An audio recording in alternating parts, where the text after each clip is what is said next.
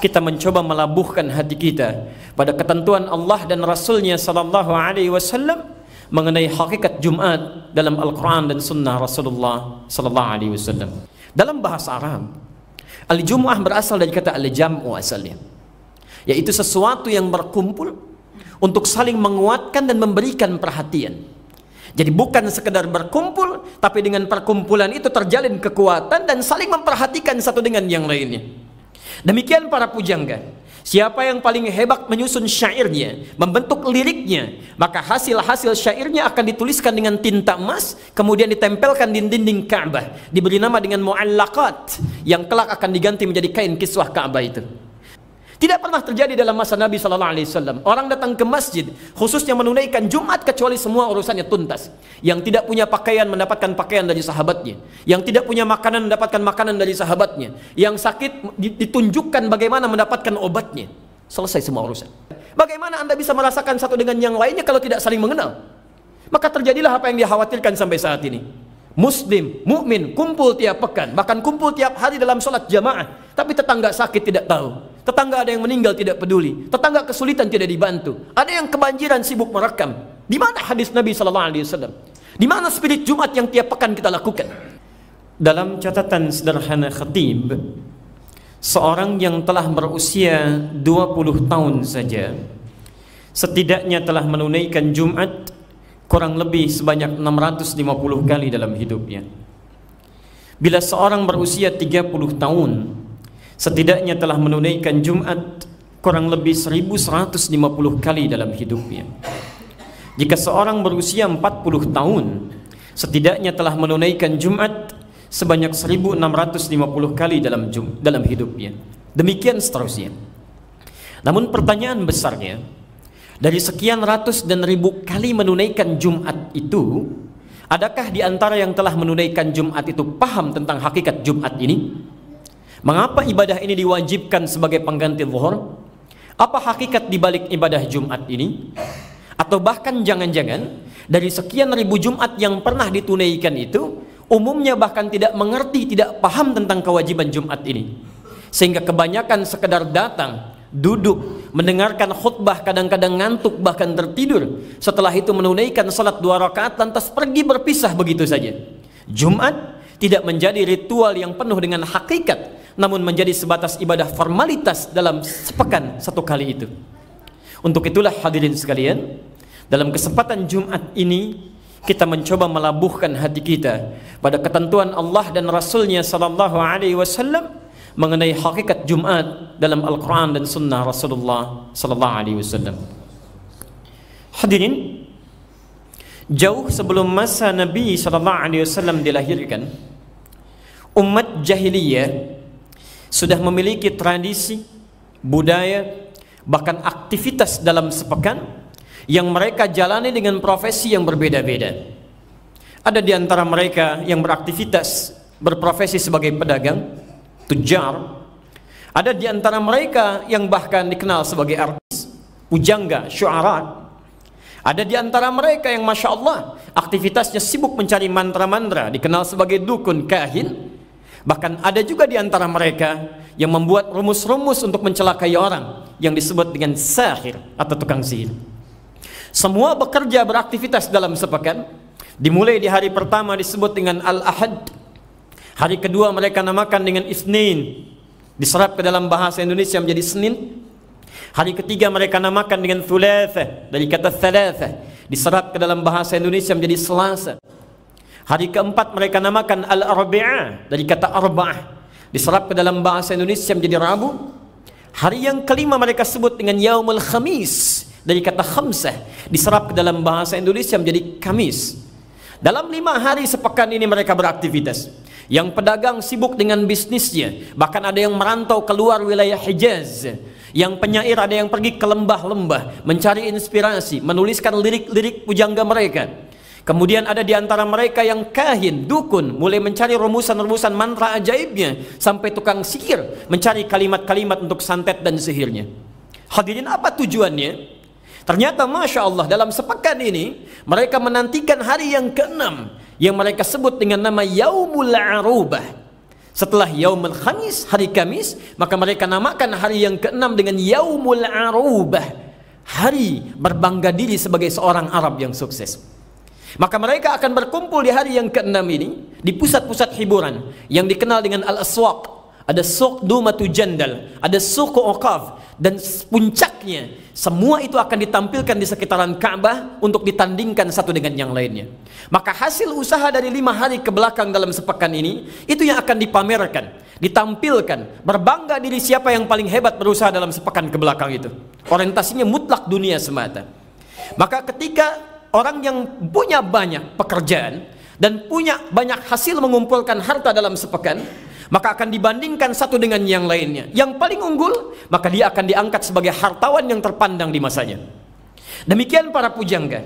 Siapa yang paling hebat menyusun syairnya, membentuk liriknya, maka hasil-hasil syairnya akan dituliskan dengan tinta emas, kemudian ditempelkan di dinding Ka'bah, diberi nama dengan mu'allaqat, yang kelak akan diganti menjadi kain kiswah Ka'bah itu. Maka ada orang-orang yang dikenal dengan nama Imrul Qais, ada Zuhair bin Abi Sulma, ada Al-Hutai'ah, di antara pujangga-pujangga pada masa dulu yang bahkan syairnya dituliskan dengan tinta emas, ditempelkan di dinding Ka'bah. Hadirin, demikian pula dengan para dukun kahin atau kuhan. Ada para sahir yang paling hebat mantranya, paling ajaib sihirnya, maka mereka akan diangkat sebagai tokoh yang jadi panutan di masanya. Demikian hadirin, maka yang paling hebat ditunjuk dengan nilai materinya, ditunjuk dengan nilai keindahan sastranya, ditunjuk dengan nilai keajaiban materi, bahkan keajaiban mantra-mantranya. Dengan itu, maka yang kaya semakin kaya, sekatnya semakin jauh dengan yang paling fakir. Yang budak tetap menjadi budak, yang kaya tetap menjadi hartawan, yang penguasa tetap menjadi terpandang. Tidak ada sekat di antara mereka semua kecuali sekat-sekat materi keduniaan. Hadirin, ini terus berlangsung sampai masa Nabi Muhammad SAW dilahirkan, sampai beliau diangkat menjadi rasul. Bahkan kenyataan ini pun hadir sampai dakwah beliau SAW berjalan terus kemudian di kota Makkah Al-Mukarramah, hingga tibalah sesaat sebelum hijrah ke Madinah.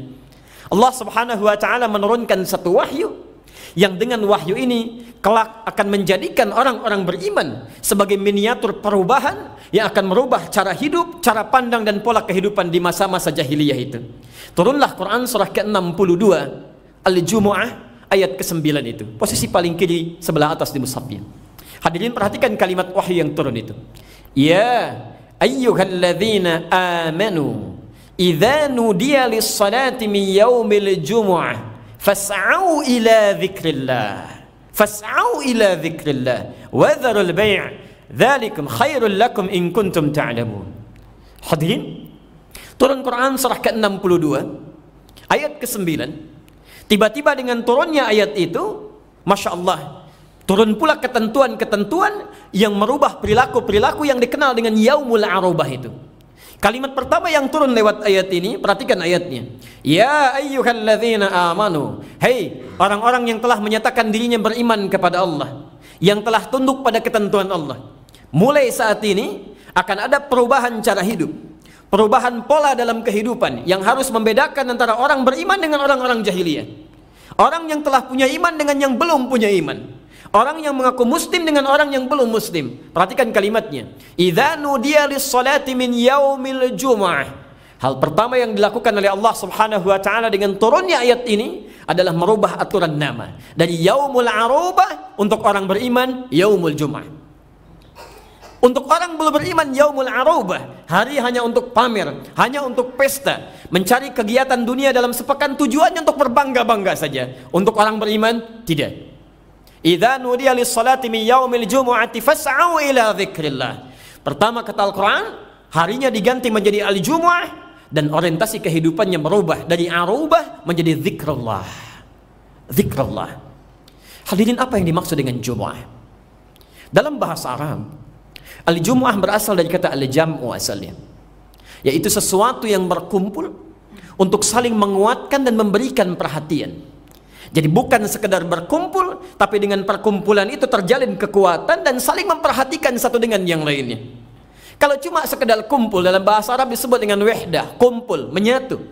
Kalau cuma sekedar kumpul-kumpul datang, jangankan Anda yang beriman, yang tidak beriman pun bisa kumpul. Jangankan Anda yang muslim, yang bukan muslim pun bisa berkumpul. Tapi orang Islam tidak. Dengan turunnya ayat ini, hey, yaumul jum'ah, idza nudiya lis-salati min yaumil jum'ah. Hari yang tadinya cuma kumpul-kumpul, rame-rame, foya-foya, pamer-pamer, Masya Allah, yang tidak memperhatikan satu dengan yang lainnya. Begitu turun ayat ini, Masya Allah, yaumul jum'ah, diundang oleh Allah subhanahu wa ta'ala, dipindahkan tempat kumpulnya, bukan dari tempat-tempat kebanggaan untuk pamer lagi, bukan tempat untuk berhibur lagi, tapi langsung diundang ke rumah Allah subhanahu wa ta'ala. Untuk apa? Jumu'ah, untuk berkumpul, tidak sekedar berkumpul, tapi saling menguatkan satu dengan yang lainnya, saling mengenali satu dengan yang lainnya, saling memperhatikan satu dengan yang lainnya. Sehingga dengan turunnya ayat itu, silakan Anda cek, tidak pernah terjadi di masa Nabi sallallahu alaihi wasallam, di masa sahabat ridwanullahu alaihim, di masa tabi'in rahimahumullahu jami'an. Tidak pernah terjadi khususnya di masa Nabi, hari Jumat berkumpul setiap orang kecuali kenal siapa yang hadir di sampingnya, tahu siapa yang ada di belakangnya. Dan Masya Allah, tidak pernah ada orang datang ke masjid untuk Jumat dari manapun dia berada kecuali selesai urusannya. Bukan hanya penduduk Madinah, seorang Sulaik dari Ghatafan, dikenal dengan Sulaik al-Ghatafani, datang ke masjid Nabi SAW, posisi sedang menunaikan salat Jumat. Datang beliau, tiba-tiba langsung duduk, diketahui oleh orang sekitar. Orang-orang Madinah, sekitaran masjid Nabi paham. Begitu masuk ke masjid, tunaikan salat 2 rakaat, kemudian duduk. Lantas Nabi mengatakan, "Idza dakhala ahadukumul masjid, fala yajlis hatta yusalli rak'atain." Jika ada di antara Anda sekalian masuk ke masjid, tidak menunjuk pada orangnya. Jika ada di antara kalian masuk ke masjid, ingin duduk beriktikaf, maka jangan langsung duduk kecuali menunaikan salat 2 rakaat. Tujuan Nabi menyampaikan itu bukan sekedar ingin mengingatkan tentang tahiyatul masjid, karena warga Madinah sudah mengetahui tentang hukum itu.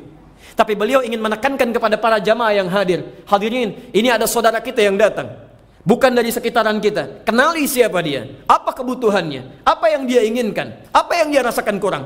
Maka Masya Allah, ketika Sulaik al-Ghatafani datang ke masjid Nabi, tidak kembali ke Ghatafan kecuali semua keperluannya selesai. Dia bisa makan dengan tenangnya, dia bisa minum dengan nyamannya, dibantu segala kebutuhannya. Bahkan Masya Allah, sampai perilaku sahabat ini yang saling membantu satu dengan yang lainnya, yang bahkan dipraktekkan ketika muhajirin hijrah ke Ansar, ya, ke kota Al-Madinah Munawwarah, sampai turun ayat Quran di Quran surah ke-59 ayat 9 sampai dengan 10 itu, posisi paling kanan di pertengahan. Masya Allah. Wa yu'thiruna ala anfusihim walau kana bihim khasasah. Bahkan mereka rela memberikan apa yang mereka butuhkan untuk sahabat-sahabat yang lebih membutuhkannya. Tidak pernah terjadi dalam masa Nabi sallallahu alaihi wasallam orang datang ke masjid khususnya menunaikan Jumat kecuali semua urusannya tuntas. Yang tidak punya pakaian mendapatkan pakaian dari sahabatnya, yang tidak punya makanan mendapatkan makanan dari sahabatnya, yang sakit ditunjukkan bagaimana mendapatkan obatnya. Selesai semua urusan. Hadirin, kalau semangat Jumat ini, spiritnya kita bawa dalam kehidupan kita sekarang, seperti diinginkan oleh Quran, dipraktekkan oleh Nabi, maka Masya Allah. Ada mahasiswa datang ke masjid bertemu dengan dosennya, diskusi seputar persoalan perkuliahannya. Ada pasien yang sakit tidak bisa ke rumah sakit, bertemu dengan dokter di masjid, diberikan saran tentang kesehatannya. Ada karyawan bertemu dengan pimpinannya, yang bahkan kadang-kadang dalam satu keadaan, kerja di satu gedung, satu tempat, satu perusahaan, tapi tidak kenal satu dengan yang lainnya. Maka ketika hadir dalam Jumat mereka diskusi. Bahkan yang tidak punya pekerjaan dalam kehidupannya, bertemu dengan orang yang punya banyak lapangan pekerjaan, selesai persoalannya. Maka dengan spirit Jumat ini, dikumpulkan kita dalam sepekan, bukan hanya sekedar Anda datang, duduk, kadang-kadang ngantuk, tertidur, sholat lantas pulang. Bukan itu yang diinginkan. Bahkan ironisnya, sampai saat ini umumnya bahkan orang yang datang dalam Jumat tidak kenal siapa yang hadir di sampingnya, tidak tahu siapa yang ada di kanannya, siapa yang di kirinya, siapa yang di belakangnya. Bagaimana Anda bisa menghafalkan al-mu'minu lil mu'mini kal bunyan yashuddu ba'duhu ba'dan, mukmin satu dengan yang lainnya bagaikan satu bangunan yang saling menguatkan. Bahkan Anda hafalkan hadisnya, bagaikan satu tubuh yang kalau sakit saling merasakan. Bagaimana Anda bisa merasakan satu dengan yang lainnya kalau tidak saling mengenal? Maka terjadilah apa yang dikhawatirkan sampai saat ini. Muslim, mukmin kumpul tiap pekan, bahkan kumpul tiap hari dalam sholat jamaah, tapi tetangga sakit tidak tahu, tetangga ada yang meninggal tidak peduli, tetangga kesulitan tidak dibantu, ada yang kebanjiran sibuk merekam. Di mana hadis Nabi sallallahu alaihi wasallam? Di mana spirit Jumat yang tiap pekan kita lakukan? Dan Anda menghafal ayatnya, tahu hadisnya, dan akan ditanya oleh Allah Subhanahu wa taala tentang apa yang kita lakukan dalam sepekan itu. Hadirin, bertakwalah kepada Allah Subhanahu wa taala. Ketika syariat diturunkan, tidak sekedar formalitas kita kerjakan, ada nilai yang harus kita bangun dalam kehidupan. yang paling miris saat ini, ibadah ditemukan di masjid, tiap pekan bertemu, tapi jauh dari apa yang diinginkan dari spirit Jumat itu. Lisan saling mencela, tangan saling menoda, kaki saling menendang satu dengan yang lainnya. Bukan itu yang diinginkan. Lalu apa faedahnya kita berjumpa, berkumpul, bermunajat kepada Allah dalam setiap pekan, lantas tidak membawa spirit Jumat dalam kehidupan? Ini bagian yang pertama. Jadi tidaklah kita dikumpulkan dalam Jumat ini kecuali Allah ingin menghimpun kita langsung di rumahnya yang mulia dalam keadaan yang sangat baik demi mengokohkan saf di antara kita sehingga tetap kuat dan bisa memberikan perhatian satu dengan yang lainnya. Karena itulah kemudian surah Al-Jum'ah ini diapit oleh surah As-Saff, surah ke-61. Tidak disebutkan saf dalam bahasa Arab kecuali sesuatu yang rekat tanpa celah. Karena itulah ketika Anda ingin menunaikan salat, hadis riwayat Abu Daud nomor hadis 666, Nabi mengatakan aqimus shufuf, tegakkan saf Anda, rapatkan, luruskan. Wa hadzu bainal manakib wal aqdam, ukuran lurusnya bukan pada jari depannya, tapi bagi tumit bagian belakangnya. Ketika Anda luruskan tumit bagian belakang, kata Nabi, maka bahunya akan sejajar, bahunya akan sejajar. Yang paling menarik ketika Anda sudah rapat, sudah lurus ini, kata Nabi, wala tadharu furjatin lisyaitan, saf, jangan biarkan ada setan masuk ke saf Anda, rapatkan serapat-rapatnya. Karena itu kalimatnya disebut dengan saf, sesuatu yang rapat, lurus sampai setan tidak masuk di antaranya. Allahu Akbar. Hadirin, Jum'ah diapit dengan surat As-Saff karena diinginkan siapapun yang berangkat ke Jumat ini bisa menyatu satu dengan yang lainnya, memperhatikan kebutuhannya. Itu yang diinginkan. Dan diharapkan tidak menjadi ayat yang ke-63 di surah ke-63 Al-Munafiqun, yang saat disampaikan khutbah duduk, iya, termanggu, mengakui tapi pulang dari Jumat tidak mempraktekkan itu semua. Bukankah orang-orang munafik mengakui tapi lisannya mengatakan iya, di hatinya tidak? Lisannya mengatakan iya, perilakunya tidak? Karena itulah bertakwalah kepada Allah. Barangkali kita dihadirkan pada Jumat ini untuk memperbaiki hakikat Jumat di pekan-pekan yang telah berlalu. Dan semoga Allah Subhanahu wa taala memberikan kekuatan pada kita untuk mempraktekkan bagian yang pertama ini. Hadirin yang kedua, secara singkat sebelum kita menutup khutbah ini, apa yang diinginkan oleh Allah dalam Jumat ini? Apakah sekedar kumpul memberikan perhatian? Ternyata tidak. Ada bagian yang kedua disebutkan kalimatnya dengan fas'au ila zikrillah. Siapapun yang dipanggil untuk menunaikan salat di Jumat, kata Allah, maka bergegaslah untuk segera zikir kepada Allah. Ingat zikirnya kepada Allah Subhanahu wa taala. Hadirin, tidak disebutkan kalimat zikir dalam Al-Qur'an kecuali seluruhnya bermakna aktivitas yang mengingatkan kita dengan Allah Subhanahu wa taala. Amal saleh, ibadah yang menjadi bekal kita untuk pulang ke akhirat nanti. Karena itulah di Quran salat kita disebut dengan zikir. Quran surah ke-20 ayat ke-14, wa aqimis salata lidzikri, tunaikan salat sebagai zikir kepadaku. Anda baca Al-Quran disebut sebagai zikir karena Quran disebut dengan zikir. Quran surah ke-15 ayat 9, inna nahnu nazzalna dzikra wa inna lahu lahafizun. Kami yang telah turunkan Quran sebagai zikir. Jadi kalau Anda sedang baca Al-Quran, Anda sedang berzikir kepada Allah. Allahu Akbar, menghafal Quran itu bagian dari zikir. Disebutkan 4 kali di surah ke-54 itu. Ayat ke-17, ayat ke-22, ayat 32, ayat ke-40. Walaqad yassarnal Qur'ana lidzikri fahal mim muddakir. Kami sudah mudahkan Quran untuk dihafalkan. Kalimat menghafal yang menggunakan kata zikir. Yang dengan menghafal Quran lebih ingat Anda kepada Allah Subhanahu wa taala. Kalimat-kalimat thayyibah yang Anda bacakan setelah salat, subhanallah, alhamdulillah, Allahu Akbar, itu zikir. Quran surah ke-4 ayat 103, posisi paling kanan di pertengahan. Fa idza qadaitumus salata fadhkurullaha. Jika Anda telah tuntas menunaikan salat, segera berzikir kepada Allah Subhanahu wa taala. Bahkan kalau zikir Anda benar, setiap aktivitas Anda akan menjadi zikir karena Allah Subhanahu wa taala. Makannya zikir, minumnya zikir, kerjanya zikir. Quran surah ketiga ayat 191. Alladzina yadhkurunallaha qiyaman wa qu'udan wa 'ala junubikum. Ketika makan ingat Allah, minum ingat Allah, kerja ingat Allah, dan semuanya teringat dengan Allah Subhanahu wa taala. Hadirin, sebelum bicara yang jauh-jauh, kita coba ambil zikir yang ritual dulu. Dalam sepekan ini kata Allah fas'au ila zikrillah. Di antara makna zikir salat. Dari sepekan ke belakang, berapa kualitas dan kuantitas salat yang telah kita tingkatkan di hadapan Allah Subhanahu wa taala sebagai bekal kita untuk pulang ke akhirat nanti. Jangan-jangan mohon maaf sebesar-besarnya, ya, kita untuk mengejar dunia yang sementara saja, berangkat gelap, pulang gelap, segala dikumpulkan, rumah semakin luas, kendaraan semakin banyak, padahal kita sadar satu saat kita akan meninggal dan semua itu tidak akan dibawa. Yang dibawa hanya bekal ibadah saja. Maka demi Allah kami katakan, kalau untuk urusan sementara, dunia yang sementara saja Anda begitu seriusnya merencanakan dan mengerjakan, maka bagaimana dengan bekal akhirat Anda yang akan dibawa pulang? Karena itulah saat Jumat Anda dikumpulkan, diingatkan kalau kamu diwafatkan sekarang, bekal apa yang sudah akan kamu siapkan dan kamu bawa. Jangan-jangan kemarin belum sempat sholat berjamaah, kemarin cuma 3 waktu, maka mulai Jumat ini harus 5 waktu.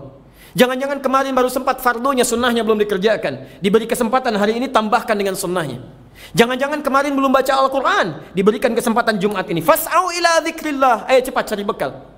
Sekarang hadirin, jika Anda tidak memulai saat ini, di Indonesia saja, saat ini, anak-anak 4 tahun, anak 5 tahun, di antara mereka bahkan ada yang buta, sudah menghafalkan Quran 30 juz. 30 juz. Dan khatib menyaksikan, ada sekelompok yang rata-rata 4 tahun, 5 tahun, rata-rata 30 juz, paling sedikit 5 juz. Ada anak diberikan 4 tahun, 5 tahun, mata buta, hafal Quran. Anda diberikan 40 tahun, 50 tahun, sampai hari ini untuk baca Quran saja belum punya waktu. Dan Anda menginginkan masuk surga. Apa yang sudah Anda siapkan sampai dengan Jumat ini? Hadirin, ada sekelompok anak di Bekasi, usia 4 tahun, 5 tahun. Sebelum maghrib azan dikumandangkan, 5:30 sudah datang ke masjid, membawa tas mereka, sholat berjamaah. Ba'da maghrib mereka menghafal Quran, menunggu isya, isya berjamaah lagi. Ba'da isya mengulang hafalannya, pulang 8:30, berzikir kepada Allah Subhanahu wa taala. Ada anak belum baligh, sebelum dipanggil azan dia sudah datang. Antum dikasih 40 tahun, kalau belum sampai tiba di masjid dalam kesempatan azan saja, Anda kalah sama anak usia 4 tahun. Ba'da maghrib Anda tidak jamaah isyanya di masjid, Anda kalah sama anak usia 4 tahun. Anda tidak pernah mulai membaca Quran, Anda kalah sama anak usia 4 tahun. Hadirin, anak yang belum balik saja sudah menyiapkan bekal menuju Allah, maka bagaimana dengan kita yang akan pasti hisabnya? Karena itu bertakwalah kepada Allah Subhanahu wa taala. Atau jangan-jangan yang Jumat pun cuma sekali sepekan Anda masih abaikan juga. Datang paling belakangan, Masya Allah.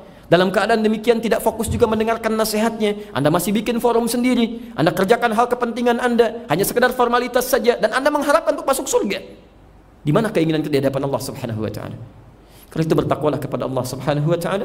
Mudah-mudahan Jumat ini kita diberikan petunjuk oleh Allah, dilembutkan hati kita untuk memperbaiki keadaan diri kita, dan mudah-mudahan Allah mewafatkan kita setelah cukup bekal kita untuk kembali kepadanya, dan diberikan perhatian oleh Allah sehingga kita bisa menguatkan ukhuwah Islamiyah di antara kita semuanya.